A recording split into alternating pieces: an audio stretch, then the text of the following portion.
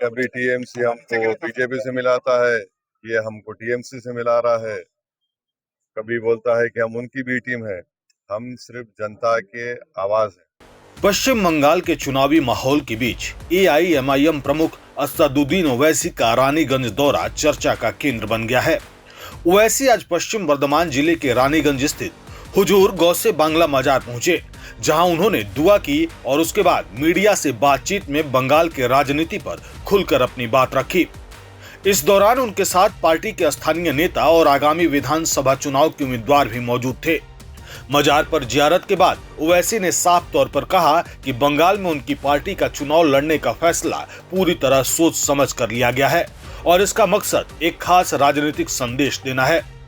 इस दौरान उन पर लग रहे बी टीम के आरोपों पर भी ओवैसी ने कड़ा जवाब दिया। उन्होंने कहा कि कभी उनकी पार्टी को भाजपा का बी टीम कहा जाता है तो कभी टीएमसी की।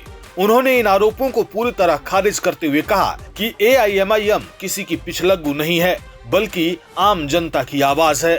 बोल रहा है कि टीएमसी का साथ आप आजाद किए हैं, टीएमसी से पैसा लिए हैं, इसीलिए उसका साथ छोड़ दिए। क्या बोलिएगा? कभी टीएमसी हमको बीजेपी से मिलाता है, ये हमको टीएमसी से मिला रहा है। कभी बोलता है कि हम उनकी बी टीम है। हम सिर्फ जनता के आवाज हैं और हम हरगिज इस बात को कबूल नहीं करेंगे कि बंगाल के मुसलमानों की इंटीग्रिटी को कोई क्वेश्चन करे। हम यहाँ पर आए हैं और आते रहेंगे। हमारा मकसद ये की है कि बंगाल में मुसलमानों के पॉलिटिकल एजेंसी लीडरशिप बने और उसी से ही इंसाफ मिलेगा, वरना सिर्फ हम गुलामी करते रहेंगे। और इसीलिए हम चुनाव में लड़ रहे हैं, अपनी पार्टी के इलेक्शन कैंपेन में हिस्सा लेने आए हैं और हम जनता से बहुत सी बातों पर अपील करेंगे। ये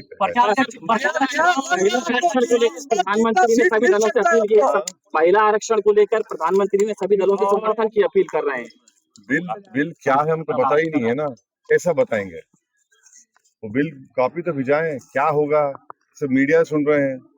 जनाब, आज का शुरुआत गौसे बंगाला हुजूर गौसे बंगाला का आस्थाने से शुरुआत की है। जाइए, आपसे बात होगी इनसे। हुजूर गौसे बंगाला का आस्थाना से यहाँ से दुआ करके आप निकले हैं, आज से प्रचार। क्या उम्मीद और क्या जनता से रखेंगे? इंशाल्लाह हमको उम्मीद है कि अच्छा नतीजा आएगा। हम कोशिश कर रहे हैं और काम कर रहे हैं हमारी पार्टी के सब लोग, हम भी उसमें अपना योगदान देंगे। आपका एक कैंडिडेट दानिश अजीज पार्टी में कितना खरा उतरेगा, कितना विश्वास है?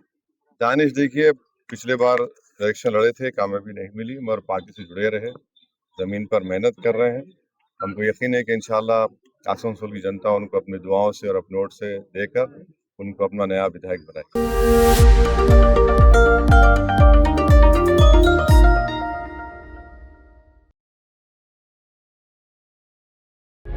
प्रभातखबर.com, विश्वास वही, रफ्तार नहीं।